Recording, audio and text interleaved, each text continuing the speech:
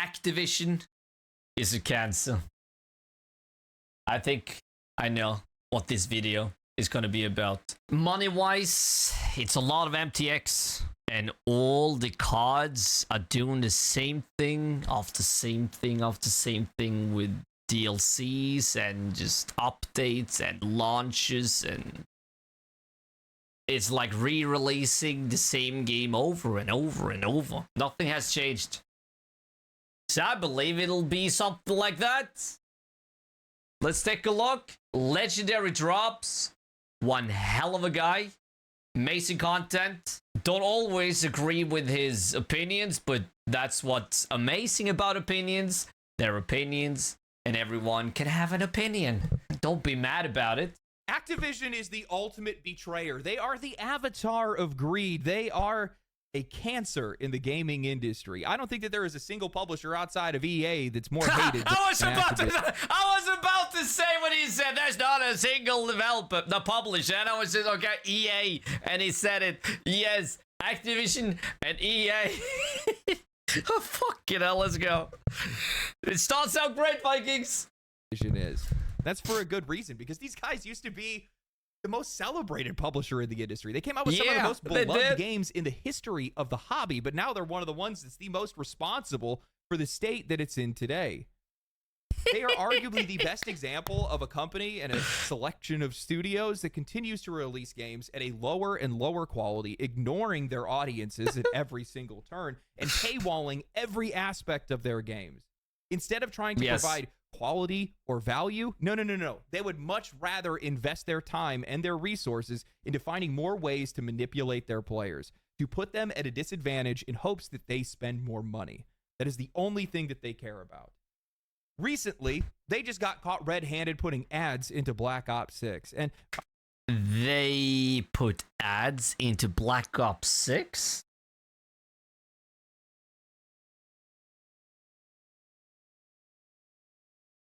Well, that's a new low in my opinion. That's a new low. By the way, this isn't the first time that we've seen something like this, nor is it going to be the last time that we're going to be seeing it, because we live in a world where they need to chase never-ending increasing profits. And I think over the next couple of years, we're going to see some major shifts in how these games are monetized. You guys think things are bad right now? You haven't seen anything yet. No, I don't think so either. So today what I want to do is I want to talk about the history of Activision. I want to talk about their plans, what they just got caught doing, and I want to talk about how they've hollowed out their entire company because of their greed. More than that, I want to talk about just how ugly live service is going to get. These guys won't stop. I don't know about you guys, but Activision, for me, at the very least, is probably the most painful betrayal when it comes to the games that I grew up with and what they've turned into today. Exactly. Crash Bandicoot, doesn't that have like a freaking... Is that Activision? And then we have the dragon. Purple Dragon. Spyro. That's Activision. There's those ones I can think about on the top of my head, but there's a lot more. Like, we grew up with great games. Developers, publishers, they cared. Now it's more just get the game out, earn some money, update the game, earn more money. But Spyro, have you played the PlayStation 2 versions of Spyro? PlayStation 3, maybe it was, yeah, PlayStation 3. I think it was PlayStation 3. Maybe it was PlayStation... No, PlayStation 2. Those were amazing. Holy fuck, those were good. I liked like the PS1, but the PlayStation 2, I mean, well, I think it was, maybe it's PlayStation 3, but either way, those were good. Like, it rebooted the franchise. And it started with Spyro as a small little kid, and then he grew up to be like a teenager, whatever, like young adult. I don't remember. That was sweet. That's something I always wanted with Spyro. He's a little kid, and then with every game, was making grow up. follow his life, his journey. That was sweet with those games. But that's the last good Spyro games. And that it's been years. It's about time we got a new one, huh? Like a really good one. I would say, don't release the fourth one. Reboot it. Make a franchise out of it. Make it not cartoony and not full-on realistic, but something in between. Keep the same style, but just make it more adult-themed. Huh? Now we have a game. Now we have a game. Like, make it now. Someone who has the IP. Come on. Who has the IP? Spyro the Dragon and Crash Bandicoot were some of my favorite games when I was growing up. Every single weekend, my brother and I had a tradition where we'd scavenge the house for loose change, run down to the convenience store across the block, buy some Dr. Pepper, some Flaming Hot Cheetos, some Reese's, run back to the house, and just jam Tony Hawk Pro Skater 3 and Madden all day. Later then came Call of Duty 2, and that changed everything for me. That was one of the first times that I played a game online. It was also the first time that I made friends through a game online. Call of Duty 2? What happened to the first one? I don't think I played 2. Because that was on console, wasn't it? I think that was the first COD that was on console. Did I play 2? Maybe it was Call of Duty 3. It was 3! That was console only. 2, I played 2. Yeah, but the first one. Legendary. Friends that I still play with and talk to today. And then after that, then Modern Warfare dropped. Over 13 million copies sold in 2008 alone. That game didn't just dominate in sales. It became a cultural it was milestone. awesome. What a game. Personality type for an entire generation of kids. It was the game. After that, we got Guitar Hero. And I don't know if this is a universal thing, but where I grew up, Guitar Hero was like the party game. It didn't matter if you knew anyone. If that plastic guitar was plugged in, you were a part of that room. People would crowd around and watch, either heckling or awestruck by your skill. It was the social equalizer at the time. I would spend hours in my basement practicing expert mode just because I wanted to be good, because I needed to show off. I mean, these weren't just games, these were landmarks, and all of them were published by Activision. Through the 2000s and into the 2010s, Activision sat at the peak of the gaming industry, and honestly, it felt like it was the peak of gaming itself, too. These were titles that helped drag gaming into the mainstream. Before this era, gaming was still something to be mocked. You were either a kid or a neckbeard, but Call of Duty and Guitar Hero, along with a long list of other great franchises that came out from studios at the time, too, changed perception. They didn't just sell, they normalized gaming. They made it cool. And as much as I hate to admit it, a lot of Activision's early success can be traced back to Bobby Kotick, the man behind everything. Holy shit! Well, he's seen some changes. Fuck! What? I think I think the new life changed the man. It didn't change the man, but hey, he made some changes. His lifestyle changes. It's good to see. I now despise in this industry also helped bring to life the games that I loved. When he took over in the early 90s, Activision was circling the drain. Kotick came in, he cut costs, he shifted their focus onto games and away from just making software, and rebuilt the company from the ground up. He bet on big partnerships, Neversoft with Tony Hawk, Naughty Dog with Crash Bandicoot, Insomniac with Spyro. Yeah. Then he moved on to acquisitions, locking down studios like Infinity Ward so he could control their IPs outright. The strategy was clear. Build lasting franchises, release consistently, and hype them up like clockwork. And it worked. Kotick saw that gaming, not film or TV, was the future, and he pushed Activision towards that front. These games were designed to be accessible but deep, something that anybody could pick up but difficult to master, packed with iconic music to make sure that they were culturally relatable at the time, threw in some slick marketing and built-in social experiences. These games weren't just fun, they felt cool. But let's not get it twisted, because none of this ever came from the love of the craft. This wasn't about the games themselves, it was always about the margins. Once Activision peaked, their focus shifted from making great games to extracting as much money as they possibly could from them. That's when reoccurring revenue took over, microtransactions, subscription models, games built with layered monetization baked in. That 2008 merger with them and Vivendi Games was all about acquiring Blizzard. Wow. Whoa, fuck. I mean, shit, Vikings. I remember. Okay, let's talk about it. Let's talk about Vikings. World of Warcraft 3. Amazing game, amazing story, amazing cutscenes, amazing gameplay. Play that. Oof, I want the 4th one.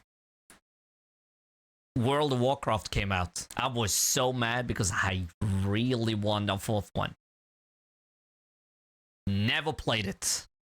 Never played it. Not for 1 minute, not for 5 minutes, not for an hour. Never touched the game. I've been thinking about it for years. Never touched it. Then, fast forward 10 years, maybe 10, maybe more. Then I found out this is the 4th one. This is the continuation of Warcraft 3. Never knew. Had I known that at the time, I would have bought it. I remember when it came out, like my dad said, yeah, you want this? I can buy it. Like, no, I don't want this. I could get it for free. No, I don't want it. I was so mad. No, I want Warcraft 4, not this shit. But then I found out it was a continuation of the story. And yeah, it basically a little too late. I think it was around the 3rd or 4th expansion. And just, no. But had I known at the time, I would. But a little too late. But the Witch King. Lich King? Witch King? I don't know. It's a Witch King, right? Either way. Amazing story. Favorite part of Warcraft 3 is the prince. And when he becomes that dark, snowy, blue-eyed king. Love it! So awesome. And his sword talks. And then the expansion comes out, which is fucking this. And then just, ooh, I want to play it. But never happened. But hell yeah, Activision. Yeah, they were in a different time for sure. They were. And its cash machine, World of Warcraft, which is already pulling in over $1 billion a year in subs. After that, they turned to Call of Duty. In 2011, Elite launched alongside Modern Warfare 3 as a paid service with stat tracking and premium DLC access. Never heard of it. Full-blown live service at the time. What? Call of Duty Elite? Never heard about Vikings. Have you heard about Call of Duty Elite? What the hell is this? But it was their first serious test to see just how much more money they could squeeze out. Then came Destiny, releasing in 2014 under Bungie, published by Activision, and it was a live service game from day one. Expansion, seasonal updates, cosmetic stores, time-gated content. This is where Activision failed, I think. This is their turning point. Now they saw how much money they were making. But I still feel to this day, Vikings, that all the MTX shit that's in Destiny 2 is Bungie. I'm going to say, we talked about it before. Take a look at the MTX store, like the storefront and everything, when Activision owned them, and take a look at it now. There are some rumors going around that Bungie pushed Activision, just like, come on, more. And Activision said, no, it's too much. It's Activision's fault that we got Destiny 2, which is sort of shit, because Destiny was so good where it was at, but that's something completely different. But take a look. It's a lot more now. Maybe would be too if Activision still owned them, but I mean, it's not a coincidence. Hell no. And it worked. Destiny didn't just make money, it trained players to expect and accept this model. By 2016, this strategy had already paid off. Activision Blizzard's value had tripled by then, with analysts pointing directly to their shift towards live service. World of Warcraft was still printing cash, Destiny was stable, the model was locked in. Then came Modern Warfare in 2019, a soft reboot and the first Call of Duty with a battle pass. Not just a way to earn content, but a behavioral loop designed to build a habit. That next year, Warzone then launched, free-to-play, cross-platform progression, rotating seasons, constantly shifting storefront. It was the complete live service package, and it worked. Warzone wasn't just a hit, it was the new blueprint. The wild part is how fast all of this happened. Battle passes, cosmetics, seasonal grinds, they all feel like they've always been a part of the formula. Like these things have. And look at the gamer world now, Vikings. Look at it now. Like now it's all the same. Battle passes, MTX, like it worked, but Bobby, come on. Have always been here, but they're still recent. We've only been dealing with a lot of the fallout from this for only, the past 5 years? Activision just kept pushing the line every year a little further. In 5 years, they completely rewrote the rules. And none of this is improv, by the way. These guys have been planning this for a long time. Back in 2017, they had already filed for a patent, a system or a method for driving microtransactions in multiplayer video games. Yeah, I remember. I saw matchmaking to manipulate players into spending. Pair lower spending players with higher performing ones covered in premium cosmetics and make them believe that the cosmetics are the difference. Dress for success. The patent spells it out. A junior player may wish to emulate the marquee player by obtaining weapons or items used by the marquee player. These guys were engineering. I think that EA has something similar. It's not good, Vikings. Insecurity, building systems not to improve their gameplay, but to make you feel worse unless you played. That philosophy hasn't gone away. It has become their foundation. Today, Call of Duty has battle passes stacked on top of battle passes. Yeah, in some cases, their battle passes have battle passes. Microtransactions that cost more than the game. Like, don't the battle passes have a battle pass? I mean, I think it does, right? A battle pass, like, there's 2 battle passes or something. I mean, go on. Itself, every inch of content has been carved out and sold back to you. Just last month, leaks revealed that they are planning on locking limited time modes behind battle passes, literally time gating and paywalling playable content. That trend has continued, and just recently, Activision got caught testing in-game advertisements inside of Call of Duty Black Ops 6. According to a PC Gamer report by Ellie Gold, players noticed bundle promotions embedded directly into the weapon select menu. The feature was quietly removed after backlash, with Activision claiming it was a UI feature test that went live by mistake. Of course, the players didn't buy it. One Reddit user pointed out that the game has already raised its price of its premium Black Cell Pass, which I think is a second battle pass that's inside of the game, without fixing any of their long-standing bugs. So seeing an ad placement take priority only adds further insult. Others had said if this is a free-to-play game like Warzone, then maybe it would be expected, but Black Ops 6 is a fully priced release.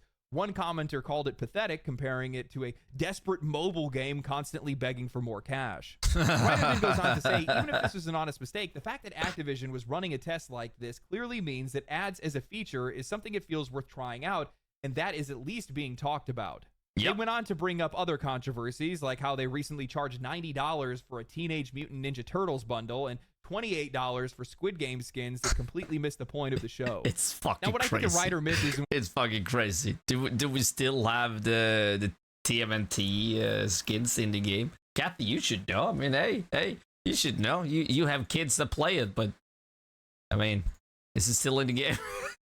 It's fucking maddening, huh? It's just maddening. What are we doing?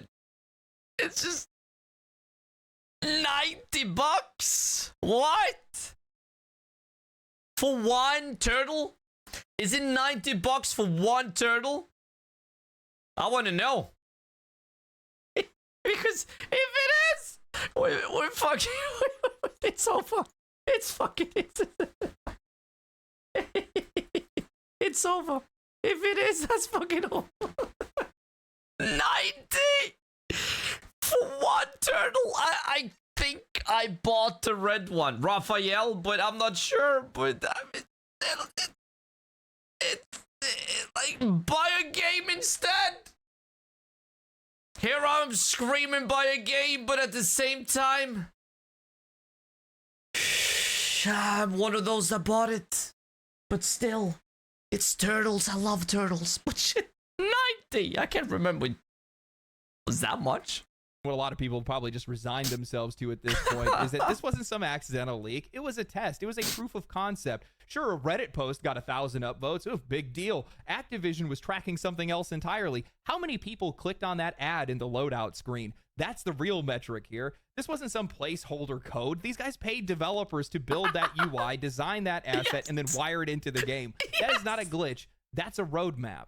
What's hilarious to me and honestly inevitable at this point is how these guys have basically just turned into Korean MMO developers. They have completely surrendered themselves to monetization. For the past 5 years, they have made more money than they know what to do with, yet all of their focus is on building more gateways to more spending. Yet in the process, they have torched their reputation and they have sacrificed the quality of the content itself. Black Ops 6 and Warzone just aren't good games to play anymore because they never take their foot off the gas. There was this brief moment where they had floated the idea of staggering Call of Duty releases, giving a little bit of time for the teams to... That would be amazing. I mean, please. No more COD each year. If they release a COD every 3 years, I mean, that would be sweet. I'm not saying don't make more Call of Duties. What I'm saying is just not every year. Maybe have 2 studios that's cooking some COD action, maybe 3, you know? Have it released every 3 years, and then of course keep Warzone as a separate game, and then of course update that every 3 months with seasons. Don't reset anything every year. Don't do that. Like, that's what they're doing. They released Warzone 2 and everything you bought in Warzone 1 got like fucking deleted. Not deleted, but you can use it. That's a slap in the face. Oh, you played a game for 1,000 hours? Too bad. You have to buy new skins. All that money they made. All that money we spent, you spent, whatever. What? Crazy. This is maddening. And like, maybe there was a couple of lawsuits. That's it. I think they won and lost one. But it's not the way. Not the way. Holy shit. We need to see a shift. We need to stop buying these MTX. It's good that people are yelling out with these ads. I like it. Tell them. Tell them good. But shit. Stop with the yearly releases. Same with Assassin's Creed. Just stop. Come on. Take a look at Far Cry.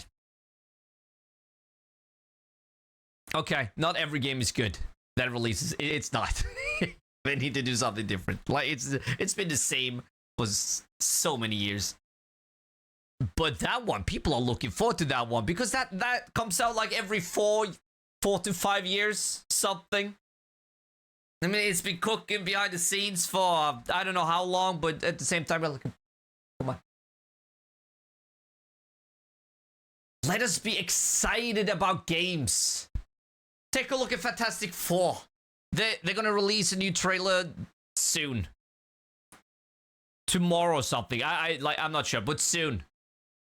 And I looked at the comments. People want to see Galactus in the trailer. Like, no. Let's see him in the movie. Don't spoil how it looked. Like, what? So it's not only on the developers. It's also on the consumers. People want to see Galactus. They want to be spoiled in the trailers. And then they say, no, we don't want to be spoiled. And then just, what? Does make sense. Yeah, it's just, everything's just fuck. I don't know. I don't know how we stop this, Vikings. I mean, please comment on fuck. How do you think we'll stop this? Huh? Because something needs to be done. be able to improve the engine and letting the players have some room to breathe as well. But that plan lasted for about 5 minutes before they just cranked out another Rush sequel. And it's not like the players haven't noticed. One of the Redditors had nailed it. They said that they would rather build out ad tech before fixing game-breaking issues. Performance is dipped in these games. Cheating is absolutely rampant. Whether it's modded controllers, soft hacks, or wall hacks, it's rare to play a full match, especially in Warzone, without running into somebody that's exploiting the game. And none of that ever gets fixed because there's never any time for it. Every year is a reset, a new game, a new store, a new monetization cycle, and all of it pulls focus away from what's broken. I mean, even the install size of these games have become a punchline. Call of Duty ballooned from 30 gigs to nearly 500 gigs, now requiring its own dedicated drive. 500? Yeah, that has to be for everything. Story, single player, multiplayer, zombies, BR. Oh, yeah, I can see. Yeah. Holy shit. Yeah, they need to do something. Fuck me. Just to play. I talked with current and former Call of Duty developers, and they all said the exact same thing. They said if we just had one more year, a single development cycle, they could fix it. But that year never comes, and every single new release buries the engine deeper under patchwork code and tech debt that nobody has the time to clean up. And now that's catching up to these guys. What I've been saying on this channel for the last couple of years now is happening in real time. You cannot ignore quality forever. Since Black Ops 6 launched, the series has hit its lowest player count in history. In March, 87% of the player base was gone. Holy even with its latest shit! Update, they're still down 77%. Not even the return of Verdansk could save the game because the same broken foundation is still there. Quality is never an accident. It is always the result. Yeah, Verdansk didn't help at all. It didn't help. It's fucking crazy. Vikings. I mean, come on. Oh, shit. Yeah, maddening where everything is just fucking gone, huh? Of intelligent effort. Eric Fromm, 1947, man for himself, meaning that a lack in quality is a conscious effort to put your focus elsewhere, which is exactly what Activision Blizzard has been doing for years now. Bobby got off just at the perfect time because he knew exactly what was coming on down the line. Yeah, it was planning it. On monetization first for so long. You can only sacrifice the quality of the product for so long before eventually that's all going to come to catch up with you. Yeah, I think it already has. Looking at their entire catalog, World of Warcraft, Call of Duty, Diablo, Overwatch, most of their games are whatever. I can't play Warzone. But it is Activision. Whoa, what's happening? It's like what? I mean, what's going on? Yeah. I used to love COD, fell out of love with it after Vanguard. Holy shit, Vanguard. I mean, Vanguard, yeah. Never played it. Maybe one day. But I mean, yeah, it fell down hard. It did. Shit. Wasted 70 pounds. Yeah. I don't know if you ever played the first Call of Duty on PC. Holy shit. That to this day, to me, is still peak COD. Then Modern Warfare. The first one, of course, not the remake. But shit, Modern Warfare, that was sweet. So, but the money got to them. I don't like it. I never played, like, I wasn't that into COD when I was a kid. I was more Battlefield. But then Battlefield failed, you know, came off the game. And then I thought, okay, let's fucking jump into this COD thing, you know? And then it just, yeah, I don't know, it was just fucked. Battlefield 4 is so good. I mean, that was good. Best BF to date, in my opinion. That's the one I played the most. And now, I mean, and then they did the same thing as COD. Battlefield 1. Okay. Oh, they're trying something new. Okay. Well, it didn't quite catch me. Battlefield 5. Okay. I mean, to me, that was better. But hell no, it wasn't what I wanted. No, not at all. And then we all know. Battlefield 2042. What the hell were they doing? What were they thinking? Yeah, I think they took a little too much inspiration from COD. A little too much. Maybe a little undercooking. But yeah, I hope with this one, Battlefield 6, that it'll finally be what the game deserve, what the franchise deserve, what we deserve, huh? That's what I hope. COD, I don't know. I don't see any... Yeah, I don't see any way out. They fucked themselves. If Battlefield 6 fails... Yeah, I don't know, Vikings. I don't know what we're gonna do. I mean, it's just like, what are they gonna do to turn it around? I tried to go back. I wanted to go back. I love Verdansk. I love playing Warzone with the boys.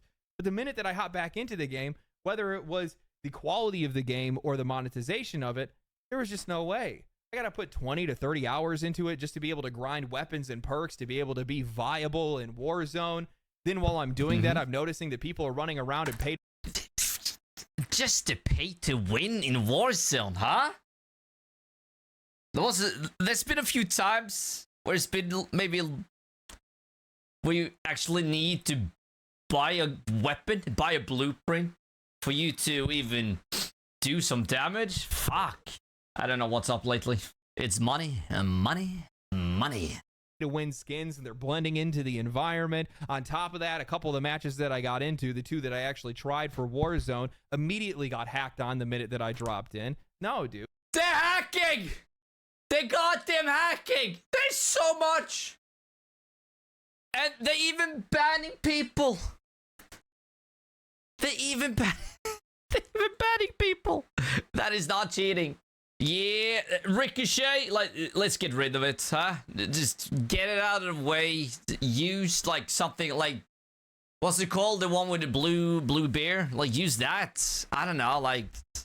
Dude, I'm not giving you my time or my money. Thank you for the review copy of Black Ops 6, by the way. I never thanked you guys for that. I appreciate it. Fix your game. Fuck yeah, let's go. You know, I've always heard people say that Call of Duty will never die. But that's like saying a rainforest will never burn. All you need is the right set of circumstances. Yeah, exactly. Dry seasons, somebody left out an oily rag, somebody left a campfire still burning, maybe there was a strike of lightning. All of a sudden, it's all going up in flames. Look at Overwatch right now. They pushed their players, they pushed their buttons, they lowered the quality of the game, they stole the copy that they paid for, turned it into a worse version of that game, increased the monetization. While the Rivals pops up, bam, everybody's gone. Just like that. Not only that, Vikings, but holy shit, they made the first one. No, they made the second one into the first one.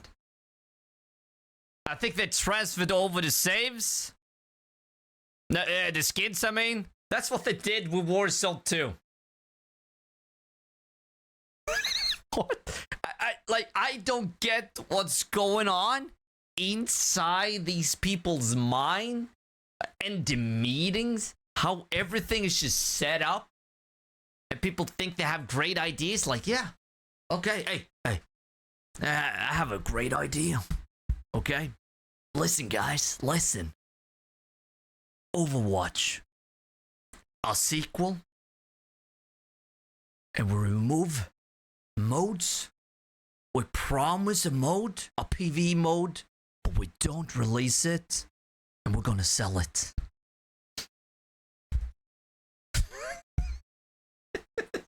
Let's call it Overwatch 2. I don't know what's going on. This is crazy. Like 100% grind the camos and stuff, but not the guns. Yeah, I like the camo grind. It's the same. Like they resetting every year. Like you do this. It's the same camos. It's the same guns. You just have to redo it. Like they reset it. You have to buy the skins again. It's just wow. No, I want to do the camo grind this year. Last year? Yeah, it came out last year. But that was, then I realized, you know what? We've been through this. every year. I'm not going to do that again. No. So hell yeah. I don't know. I just, no. Black Ops 7. I don't know. I don't even want to talk about it. It's just, it is what it is, huh? You have to respect the player. You have to respect the quality of the product. You can try to make as much money as you want, but those things always have to come first. And the funny thing is, it's not just Activision. It's a whole slew of companies that are following the same playbook, the same blueprint. They're all locked into this same kind of mentality. Even with seeing players leaving their games, even with seeing new competition springing up, even with indie games turning people's heads, these guys, their entire mindset is monetization. It's manipulation. It's shareholder interest. It's the only thing that these guys think about. And if the last few years, I want you guys to think about this. If the last few years have been about live service, then tell me, what are the next few years going to be about? Because I'm pretty sure it's going to be even worse. Yeah. Finding ways to squeeze more money out of fewer players. I try not to just react to what's happening now, and I try to think about where all of this is headed, because the truth is, just about every part of gaming today is monetized, or designed to be at the very least. It all started with the premium editions, and then came in paying to play online for consoles, MMO subscriptions, expansions for full price. Consoles, you have to pay to play online. I get it. You got the whole Xbox Live thing, PlayStation Network. Like, you have to pay to keep it up, but at the same time, I mean, come on. You don't play Microsoft to have... Yeah, you do. But you don't pay them to. Well, I guess it's sort of the same. You pay for Windows, but... Well, you don't pay to play online in that sense. Nah. Now you get your money's worth on PC, that's for sure. Yeah, I don't know. Crazy. But now, like, they have a gaming subscription system, which is good. It helps. But yeah, if you just want to play online, like, let us please just play online. Have another tier or something, like a cheap one. I don't know. Games, then we got Horse Armor, Farmville came along and made microtransactions mainstream, and then from there it all escalated. Cash shops, battle passes, seasonal content, gacha games. Every single year, more gets locked behind a paywall, more psychological tricks get baked into these games, and the value of the product is gutted in the process. Oh, but fuck I think a lot of people still believe is that this is the end point, that this is as bad as it can get. Sure, publishers are already selling everything that's not nailed down to the ground, and people are still buying these games, so what else could they possibly do? Charge $5 to reload their guns like Riccatello joked? No, I don't think that's the case, because that's the wrong question to ask. Even the greediest executives out there know that there's a point in which players are going to walk away. And that's where the shift is happening. With the rise of live service games and battle passes, the gaming community has become far more transient than it's ever been before. People are bouncing between titles instead of just sticking with one, and studios are starting to adapt to that. Most of them don't even try to keep you in the game forever anymore. They just extract as much as they possibly can while you're still there. The goal isn't to make a little money from everyone, it's to squeeze as much as you possibly can out of each individual player. Oof, I mean, we've seen this play out for years with pay-to-win Korean MMOs and gacha games. The top-tier content is locked behind absurd paywalls. It doesn't matter how much time you invest into these games. If you're not spending, you are never going to reach some of those endgame modes, or at least not to the level that you would like to. And when players start to drop off, these games don't scale back. They double down. They stretch out the goalposts. They cater harder to those top spenders, and they shrink their audience just to the people who are willing to bankroll the entire system.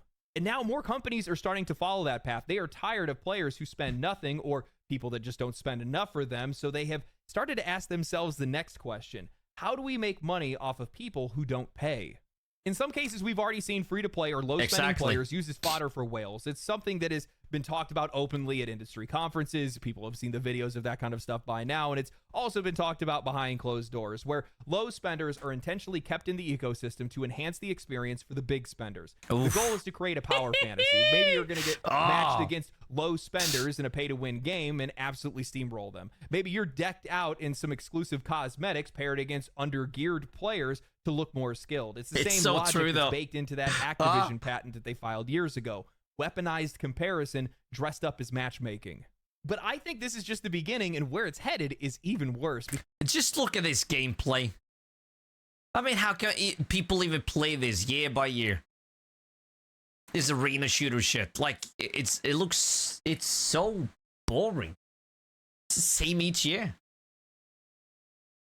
Just with a different coat. Because what Activision had showed off of their accidental in-game ad that was slipped into the Call of Duty loadout screen, that wasn't a glitch, that was a test. And more importantly, that is their next logical step. In-game ad space for revenue. If you guys remember, Ubisoft pulled the exact same stunt last year, pushing ads on the pause screen of Assassin's Creed. Xbox already hits you with a full screen ad the second that you power on the console, and right now, these ads are just for their own products. Cosmetics, battle passes, other games, but that's just phase one. The real money is going to come in when they start selling it to third parties. And I really don't think that future is very far off. For the next 5 years, probably even sooner than that, we're going to start seeing brands like McDonald's, DoorDash, or Walmart embedded directly into loadout screens or menu interfaces, especially in free-to-play titles. According to eMarketer's report from January, global digital ad spending is expected to surpass $1 trillion this year, with 75% of it going to digital platforms. Holy shit! That is an ocean. What? Companies with over 10 billion in net digital ad revenue? Well, Microsoft, oh, they're down there? But damn, Amazon? Yeah, this has to include Twitch, huh? Does it include Twitch? Well, I mean, if it included Twitch, it would be a lot more. It would be a lot more. That's for sure. Facebook, Instagram, okay. That's not much. It's a lot, but I think Amazon, ByteDance, wow. Okay. Apple at the bottom.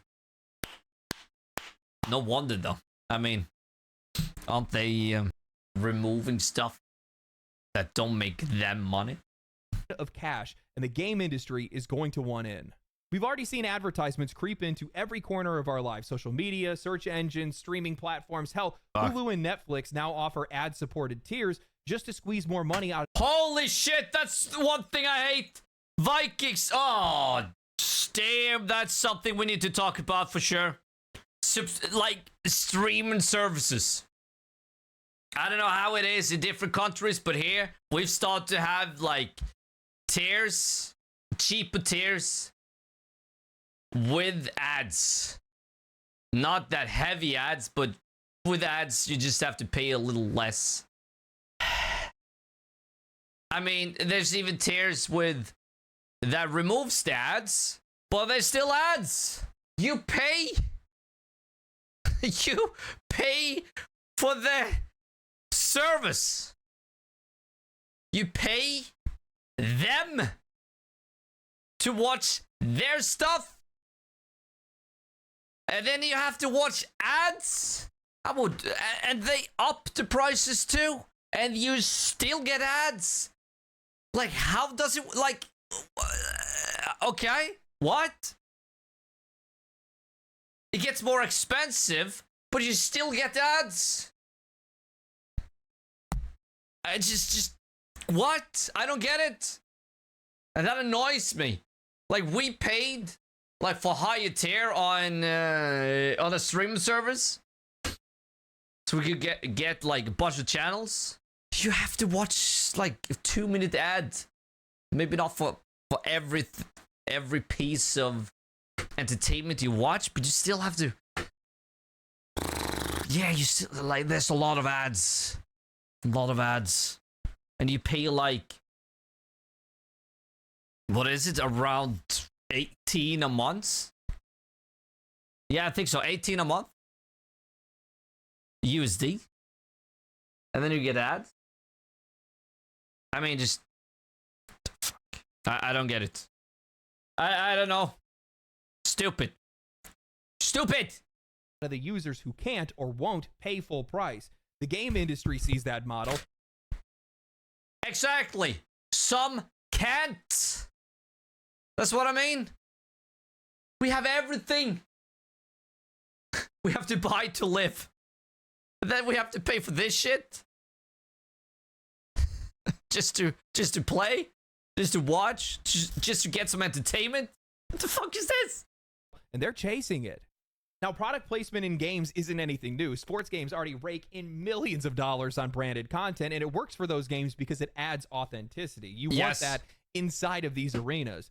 PlayStation, on the other hand, their upcoming game Intergalactic already has branded placements from Porsche and other companies as well. But that's going different. to expand. My prediction is that we are going to see a massive wide industry pivot from games made for prestige. Like, they have it in movies. Like, it depends on how they do it. Also, they had it in Death Stranding for Monster. Like, just use monster cats. Now they removed it because, you know, or else they have to pay. But yeah, I mean, product placement. That, to me, that's okay. But don't fucking screen up in my face. Buy this! No. Product placement is okay, in my opinion. That's okay. Make it make sense. But don't fucking push a screen up in my face. Make me watch it for 2 minutes. For me to even watch what I want to watch. Because I pay you guys because I want to watch it. Quality and popularity to games being designed to maximize revenue per individual player. We're going to see single-player games lean harder into product placement since traditional advertising is going to feel a little bit too intrusive for those games, at least for now. But multiplayer and live service games, those guys are going to be wide open. That's where we're going to see all the real-time ad integrations, dynamic billboards, loadout screens that are going to be sponsored by brands, anything that pushes the revenue needle forward. The biggest companies in this industry have already proven that they will sell their soul for an extra $10, but you can only raise the base price of games so much. You can only carve out so much of your content so many times before there's nothing left. But passive income is endless, and it's coming. You guys are going to hate me for bringing this up, and I hate to be the one to tell you, but I don't think it's going to end there. If anything, advertising is just one piece of what's coming. The other, something that these companies are working on, have already quietly doing under the guise of moderation and improving your experience, is data harvesting. Right now, most of these companies collect your name, address, age, and gender by default, but it doesn't stop there. They collect play data, in-game behavior, decision-making tendencies. Basically, anything that can be tracked is being tracked, and we've already seen these guys getting caught. Microsoft was fined $20 million for collecting personal data from kids that were signing up for Xbox accounts. Epic was just hit with a staggering $520 million fine for Fortnite, not just for data collection, but using that data to build dark patterns targeting children into making purchases. Ubisoft. What the fuck is this? They did? I mean, that's a new low. That's a fucking new low. They're targeting kids now? No, that's a new low. Fuck Epic and everyone that does this shit. They're currently under investigation, facing an $85 million lawsuit for quietly harvesting data from single-player games. Now, there are supposed to be protections in place, but that only applies to kids under the age of 13 or when consent isn't given. That's the reason why these guys have been sued in the past. But let's be real here. Consent is just a checkbox that's buried under a wall of legalese that nobody's going to read. That's the reason why end-user license agreements are intentionally convoluted and written in bulk. They're not meant to inform you. They are meant to wear you down. Just click agree and let the data stream begin. And once they have that data, they can use it however they want. Sometimes it's just to personalize your experience, but that can mean anything. Skill-based matchmaking, behavioral targeting, feeding you the right offer at the right moment, silently running A/B tests on you in the background, creating blind focus groups without even telling you, or selling your data to third parties so they can fine-tune their ads to be even more effective. I think this something needs to be done. If there's something like really important with this shit, with the TOS or whatever, you have to agree. Make another screen or something so you can like fucking, I don't know, like most important stuff. Like EA has something like that, where you have to agree if you want to share what you're doing in the game, like something like that. Like maybe that could work. I don't know, but something needs to be done. That's for sure. Like, don't make everything like read the thing in fine print. Like, come on. The most important things needs to be fucking maybe like a new screen ball text. Boom. This is what we're stealing. This is what we're using to get your info, to get you to buy more stuff. Do you agree? If not, you can't play the game. Or, better yet, you can't buy any cosmetics. Huh? Fuck! Make that a thing. You know? If you don't agree to this, you can't buy any cosmetics. Okay, thank you. You'll still see it on the screen, but you can't buy it. Or maybe, okay, if you agree to this, well, if you don't agree to this, you can't buy it and you can't see it. Hell yeah. I don't know, something like that. This is what passive income is going to look like for these companies in the coming years, or at least what their next monetization strategy is going to be. And I think this is where the industry is ultimately headed, because what is more profitable than players who don't pay, players who look, players who linger, players who keep their eyes on screen, and the more data they get, the more they can sell to them, either directly or through targeted engagement. Whether it's Ubisoft scraping play patterns or Call of Duty sliding in ads in their load screen, this is just the beginning. We're only in phase 1 right now. What comes next is just being tested, and most people won't even see it coming. I keep saying this, but these guys are just going to hand off this entire industry on a silver platter to this new generation of publishers and studios that have been turning heads over the past couple of years. The less you focus on the quality of your product and on your customers, the more likely that audience, those customers, are going to start walking away. And we've already seen that happen in a lot of games over the past couple of years. It's that old adage from Steve Jobs talking about the marketing team taking over and the product people having less influence. It's the only thing these guys understand. They only think about how to make money, how to make more money, how to get their product in front of more people. That's the only thing they think about, because they don't know how to build anything. Take it from somebody that went to school for marketing. It's the only thing that I understand. I wouldn't know anything about how to make a video game. I only know how to sell one more than anything else. Well, I think this is all inevitable. I don't think that it's going to be successful for these guys, because one of the things that they ignore is that all this monetization, baking ads into their games in the future, or the data harvesting, that only works in very specific ecosystems. Gaming is much more controlled by its audience. We are much more vocal and influential because gaming is an active hobby, not a passive one. When you watch something on Netflix, you're consuming. When you're searching for something on Google, you're retrieving.